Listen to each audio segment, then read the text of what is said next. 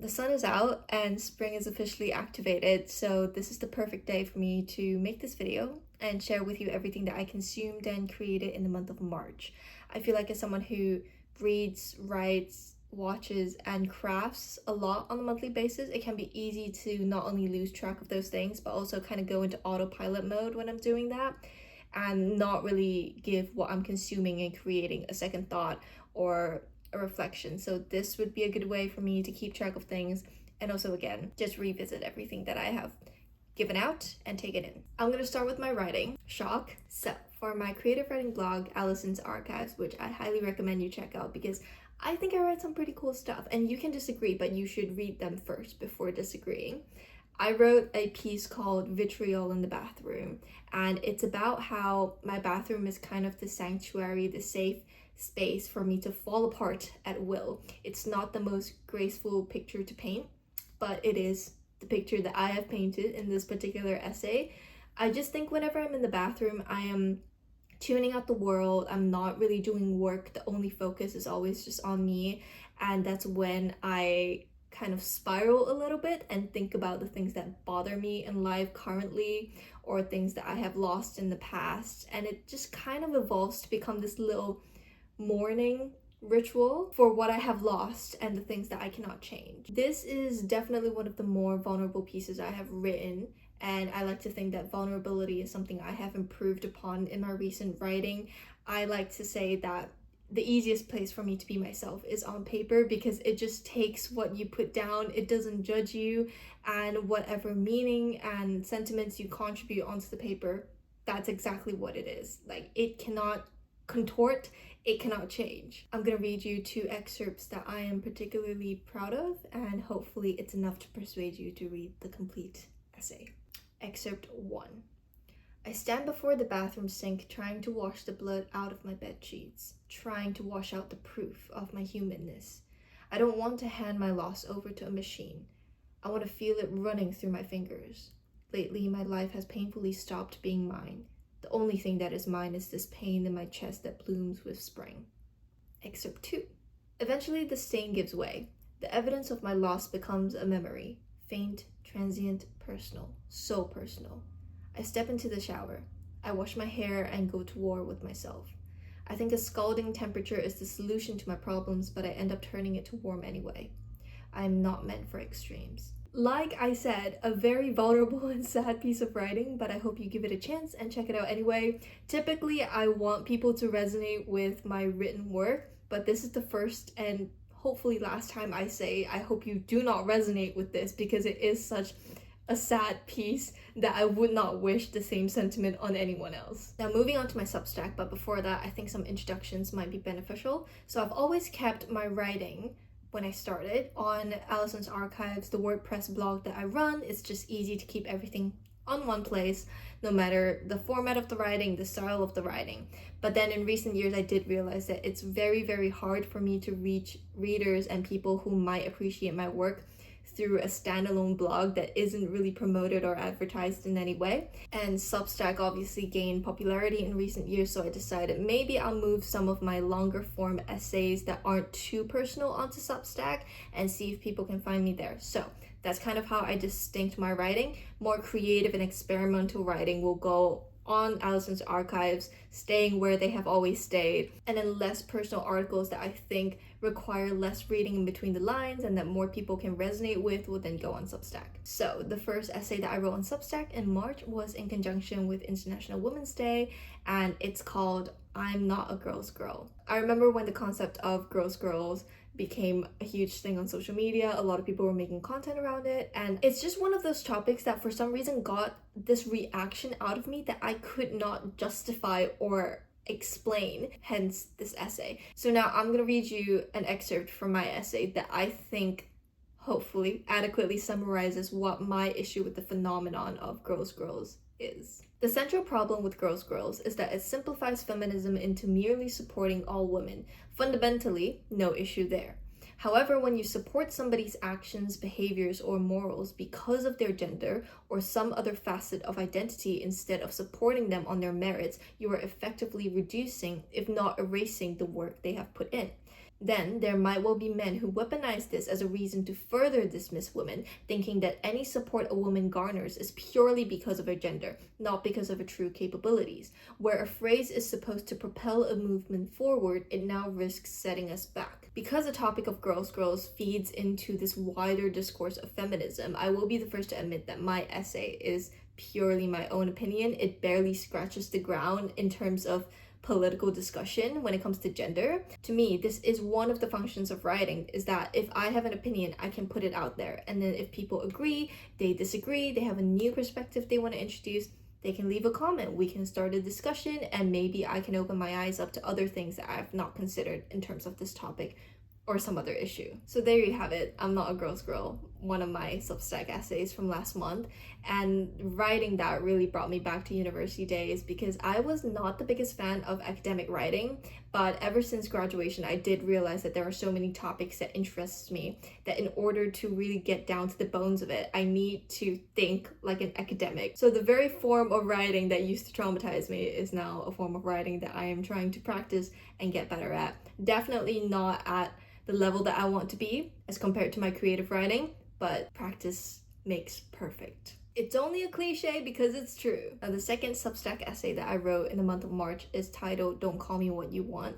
And this is another topic that I've been wanting to write for ages. And it stems from the fact that I hate it when people call me Allie, or when they misspell my name with just one L. And for context, if you're new here, my name is Allison with two L's. In so many cultures, names just have so much significance and meaning infused into it that I cannot fathom mispronouncing or misspelling someone's name, because to me that feels almost like a crime. It's like I am erasing or contorting a part of your existence. And in this essay, I specifically bring up how I'm not the biggest fan of nicknames, especially when people take your name and just chop it shorter. So for me, that tends to be Allie. I just feel uncomfortable when someone tries to chop up your identity so that it's convenient for them, and they don't even ask you, like, is it okay if I call you Allie? Is it something that you're comfortable with? If you ask, it's a whole different topic if I allow it, but it's the fact that people just assume that they can give you a nickname and stick with it and call it affection. The final two paragraphs of this essay,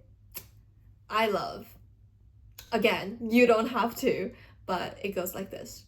I want to be recognized, not rewritten. Meet me where I exist in my fullest form, not where I am most convenient. I am whole, let my name be too. And another layer that comes into play, which you can read all about on the complete essay on my Substack, is how I am also guilty of giving myself a name that wasn't my given name. So obviously when I was born, my parents gave me a Chinese name that's just in line with our culture. And it's a name that isn't the easiest for non-Chinese speakers to pronounce. And even when I do try to teach people, here is the correct tone, here is the pronunciation, here's how you should position your tongue, etc., they don't always get it right. And obviously I can't fault them for that. But at some point I just thought that it would be easier to give myself an English name, hence Allison, than constantly try to teach people the correct way to pronounce my name. So in a sense, realistically, I committed the original sin of what I am writing about. But at the same time, I try to not give myself too much stress or punishment over that, because at the end of the day, I still use my Chinese name. It's not like I completely abandoned it. I have many friends who still call me by my Chinese names, and those are some of my closest friends. And I'm also very proud of the life that I have built for myself ever since I gave myself the additional name of Allison. Like the brand that I've built around it, the work that I've published under this name, I am proud of it. I can regret that I succumbed to the pressure of giving myself an English name, but also being proud of the fact that I built this entire life for myself with that name. I think those two things can coexist. Now, moving on from all the things that I've written in March, I wanted to show you guys something I think is really cool. So this is the 4th volume of Flesh and Parchment, and it's titled Devour. And if you take a little flip through to page 5 and 6, you will see my piece published. Look, that's me. So the piece that's published here is titled Sink Your Teeth, and I'm pretty sure this is a very old piece. I think it was published in 2024, like early 2024, but it's one of those pieces that when I was done writing and editing it, I thought to myself, this is genuinely going to stick with me for a while, and I'm very proud of how it turned out. You already know what I'm going to say next. The full prose is available for you to read on Allison's archives. It might take a couple of scrolls, but it shouldn't be that too far back. Can we also please take a moment to appreciate how insanely beautiful this cover is? I am beyond honored that Tony and Frankie, who run Flesh and Parchment, chose my essay out of God knows how many submissions to be in this issue. So this was really lovely to receive in the mail, and I'm still in the process of getting through all the other works that are featured here. They're amazing, and it is always surreal when other people want to publish my work. Okay, I promise we're almost at the end of what I created in March, and we're gonna move on to what I've consumed, but I wanted to quickly show you what was in my mail club for March's edition. So this is a creative writing mail club that I started this year, and it's just a way for me to breathe a second life into everything that I've written, to give my readers a peek into my creative writing process.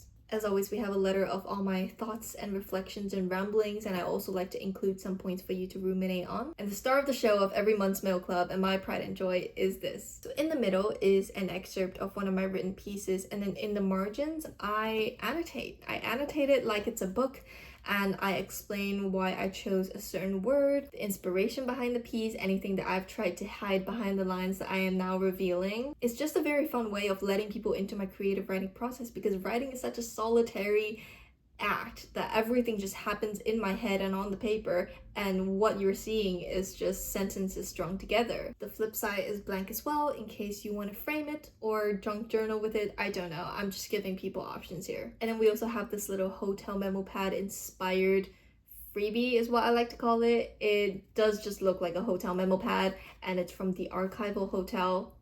I feel like that's very self-explanatory, and then I will handwrite a one-liner on it that hopefully is sad enough to make you cry or second think your life choices. Stickers, they always match up with a theme, and I do hand cut them one by one, so you know, when you stick them on something, feel my love. And then I just like to push the boundaries and see where my creativity can get me. So every single month I try to come up with something that isn't what you've just seen. And for March, it was this little, it's supposed to be like a playing card. I don't know if it comes across as that, but I love the bunny, pixelated bunny. And then on the back it just says, baby, heaven's not as advertised. Okay, so we have successfully ran through all my creations for March, and now we're going to go into the consumptions. I have with me here my lovely companion that kickstarted my YouTube career just about 6 years ago when I made a Kindle review video. The first book that I finished in March, and I think it took me around 2 weeks to get through it all, was East of Eden by John Steinbeck. I am very intimidated by thick books because my thinking is that, is it ever that serious that it warrants 700 pages? The only 2 books that I have read that I would consider long as East of Eden would be The Secret History and A Little Life, and even those 2 I really struggled to get through. I am absolutely in love with East of Eden, with John Steinbeck's writing and his crafting of characters. And it's been such a long time since I was able to say that I have found another author that I truly, truly love, and I want to consume every single book that they have ever published. The last time that has happened was Tiffany McDaniel, and that was maybe 3 or 4 years ago. John Steinbeck is obviously one of those household names in literature, and I feel like every single person around me has at least read Of Mice and Men, but I've just never felt compelled to pick up one of his books. I am also very intimidated by the classics because I have read a lot of classics and did not like them, and that for a while made me feel less of a reader. Obviously, I've gotten through that mindset now, and I just read whatever floats my boat. I am so glad that at the beginning of this year, I was talking about reading to 2 of my friends, and one of them said that it is his goal to read a lot more this year. And he bought East of Eden, and he was like, we should all read it together. Surprise, surprise, I'm the only one to this day who has actually finished the book. But that is okay, because everyone has different lives and they're busy, and we should all read according to our own timelines, and reading is not fun if you rush it. I went into East of Eden with just 2 goals. I didn't want to be bored, and I didn't want to put this in my did not finish pile. But 13 pages in, I have already highlighted something. And even though I was hooked from the beginning, I still went into the rest of the book with reservations, because from what I've heard from other people, East of Eden introduces a whole roll call of characters. There is generations and generations of people that you're getting to know in great detail. And in a lot of books that I have read that try to do the same thing, it is very easy to not maintain the balance between all your characters. Like, you will accidentally give one more focus than the others. Some lesser than characters could have less development, etc. And it just overall, you can really feel the disjoint when you read it. But not John Steinbeck. He makes sure that every single character that you come across has their own set of characteristics and their own set of complexities as they navigate the challenges that they are presented with. And I am just immensely blown away by how he has accomplished this. The fact that he was able to keep me interested for the whole 600-700 pages, the way that he would mention a character in, say, chapter 2, and then we don't hear about this character for maybe 6 or 7 chapters, but when he brings that character up again, you still remember exactly what he told you about this character in chapter 2. I think a lot of authors might struggle with that, and I genuinely, my hat's off to John Steinbeck. And when I got to that line, now that you don't have to be perfect, you can be good, I nearly bawled, because I feel like that is something I needed to hear. I think that was the cherry on top for me when I can find something to hold on to resonate with in the book. That genuinely just makes it a 5 out of 5 read for me. Thank you, John Steinbeck, for helping me overcome my fear of super long books. I will be picking up Of Mice and Men and Grapes of Wrath at some point. Funny story, I kept saying Wrath of Grapes to people because I forgot what the actual name of the book was, and they would just laugh. They were like, haha, the grapes are so angry. I'm like, yeah guys, the grapes are just so angry. That's what John Steinbeck wanted to write a whole book about. And then the only other book I read in March was Best Offer Wins by Marissa Cuscino. This is all about house hunting, right? When you have your mind set on a specific area, a suburb, and the perfect house that you want to move into, you can envision your entire life in there, your entire routine from day to night, and you will stop at nothing to get the house. That is the premise of this book, and that synopsis was exactly what drew me into the book. However, I will say that I was quite disappointed by it at the end. I had a very specific, and this is obviously my fault, I had a very specific route that I wanted the story to take that I thought would be a very genius plot twist, but it didn't happen. Something else happened instead, and I'm obviously not going to spoil it for you if you want to read it, and that just made me a little bit disappointed. But at the end of the day, I still think it's a very interesting book. It's a quick read if you want to get out of a reading slump. I think the premise itself is captivating enough that anyone would be like, oh, I wonder where the story could go. How is she going to get the house of her dreams when the housing market is so competitive, when everyone's trying to outbid each other? So definitely give it a read if you want. Just don't do what I did and quarter yourself into a very particular ending. So those were the only 2 books that I read in March. I think reading 2 books a month is pretty much my speed now. It's quite sustainable, and if I drop below that average, that's my sign that I'm not utilizing my time correctly, that maybe I'm doom scrolling a little bit too much or doing a little bit too much work. Other than that, I haven't been watching a lot of films lately, but I have finally caught up with Grey's Anatomy. So I'm at the last episode now, which is perfect. I do miss being able to binge it, but it's still nice to be caught up to the current timeline of things. And I'm also watching High Potential, which is so good. I love detective solving crimes-esque TV shows, especially the kind where I cannot figure out for the life of me how the crime was committed. Other than that, March has been quite busy in terms of work, hence the number of consumed and created. But this has been really fun to be able to chat about all the things that I've taken in and put out, and hopefully you'll be back for April's roundup. As always, thank you so much for watching and for supporting my work. I truly appreciate it. My gratitude crawls out of the graves it is buried in, and I will see you in the next video.